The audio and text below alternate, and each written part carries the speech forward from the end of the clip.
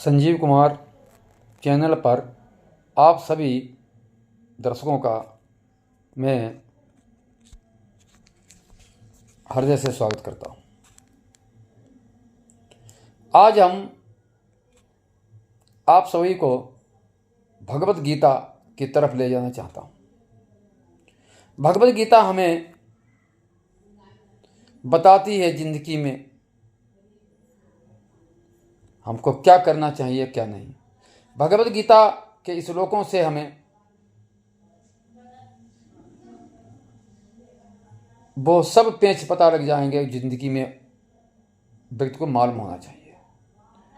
भगवत गीता सिखाती है मुझे धर्म। भगवत गीता ज्ञान देती है वैधानिक तत्वों को। इसलिए हम पहले श्लोक से शुरू करते हैं कि जिस समय धृतराष्ट्र के पास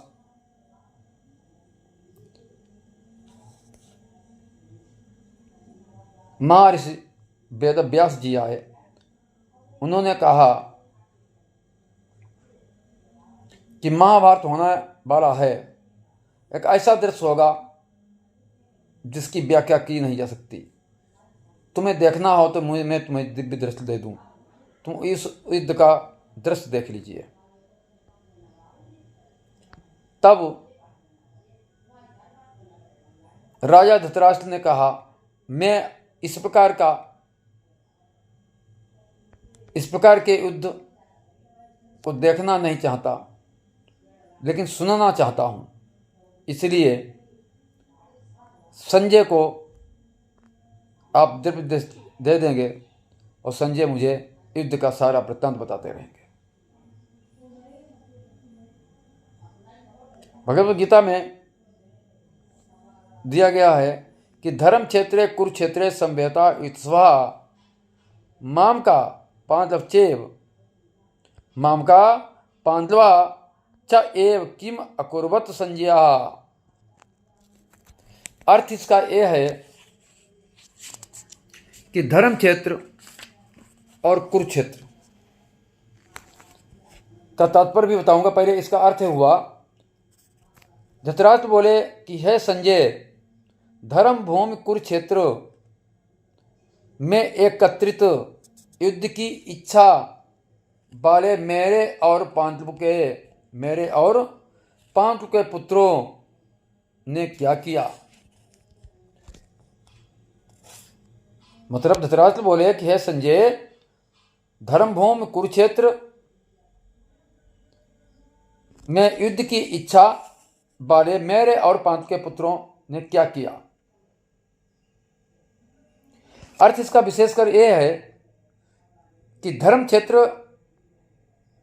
और कुरुक्षेत्र दो नाम क्यों लिए गए। एक ही जगह के दो नाम इसलिए लिए गए कि वहां राजा कुरु की जमीन थी जिसमें देवताओं ने भी तपस्या की थी। इंद्र, वायु, अग्नि, इन सब ने वहां पर बड़ी तपस्या की थी। इसके बारे में बताना चाहता हूं।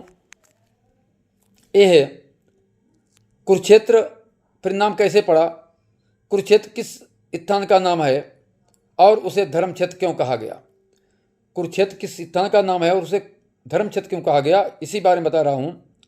महाभारत के वन पर्व 83वें अध्याय और शल्य पर्व के 53वें अध्याय में कुरुक्षेत्र का महात्म्य दिया गया है।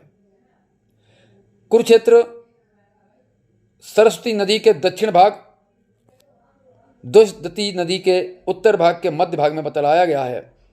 इसकी लंबाई चौड़ाई 5-5 योजना है। यह स्थान अंबाला से दक्षिण और दिल्ली से उत्तर की ओर है। इस समय भी कुरुक्षेत्र नाम का वहाँ स्थान है। इसका एक नाम समंत पंचक भी है। इसका एक नाम समंत पंचक भी है।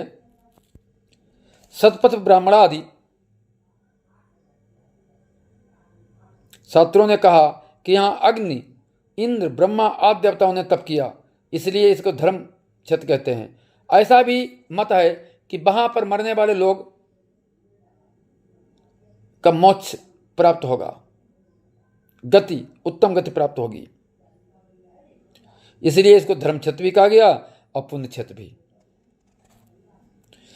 आगे दिया है कि मामका, धृतराष्ट्र ने लिखा कि मेरे और पांडु के पुत्रों ने, मामका शब्द अपने पुत्रों की सेना से सबके लिए दिया गया है, और पांडु में पांडु के युधिष्ठिर आदि सबके लिए दिया गया है।